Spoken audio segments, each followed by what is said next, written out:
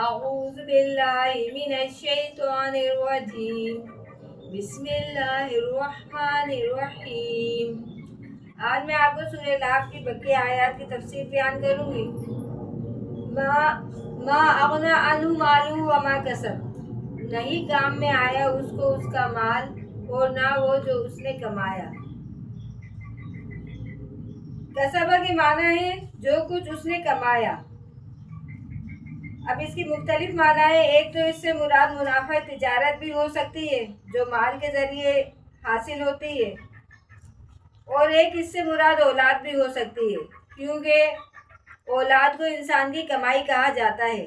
حضرت عائشہ رضی اللہ تعالیٰ عنہ فرماتی ہیں کہ نبی کریم صلی اللہ علیہ وآلہ وسلم نے فرمایا ہے ان اطیب ما اکل الرجل من کسبہ و ان ولدہ من کسبہ، یعنی جو کھانا آدمی کھاتا ہے اس میں سب سے زیادہ حلال اور طیب وہ چیز ہے جو آدمی اپنی کمائی سے حاصل کرے، اور آدمی کی اولاد بھی گویا کسب میں داخل ہے، یعنی اولاد کی کمائی کھانا بھی اپنی ہی کمائی کھانا ہے۔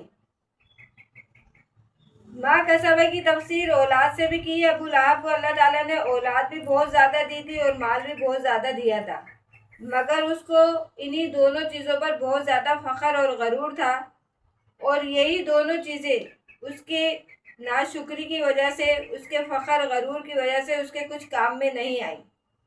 حضرت عباس رضی اللہ تعالیٰ عنہ فرماتے ہیں کہ جس وقت نبی کریم صلی اللہ علیہ وآلہ وسلم نے اپنی قوم کو اللہ تعالیٰ کے عذاب سے ڈرایا تو ابو لہب نے یہ کہا تھا کہ جو کچھ میرا بھتیجا کہتا ہے اگر وہ حق ہی ہے تو میرے پاس مال اور اولاد بہت ہے، میں مال اور اولاد دے کر اپنی جان بچا لوں گا۔ تو پھر اللہ پاک نے یہ آیت نازل فرمائی کہ جب اس کو اللہ تعالیٰ کے عذاب نے پکڑا تو نہ اس کو مال کام میں آیا اور نہ اس کی اولاد کام میں آئی۔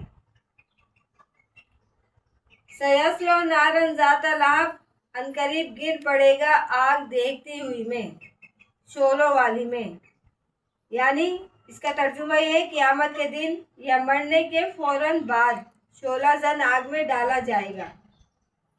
وَامْرَأَتُهُ حَمَّالَةَ الْحَطَبِ،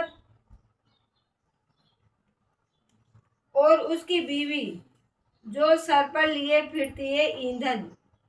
جس طرح ابو لہب کو آپ صلی اللہ علیہ وآلہ وسلم سے سخت دشمنی تھی، اسی طرح اس کی بیوی جو ابو سفیان کی بہن تھی، نام اس کا عروہ تھا، کنیت ام جمیل تھی، اور حرب بن امیہ کی یہ بیٹی تھی۔ یہ بھی نبی کریم صلی اللہ علیہ وآلہ وسلم کو تکلیف دینے میں اپنی شوہر کی مدد کرتی تھی۔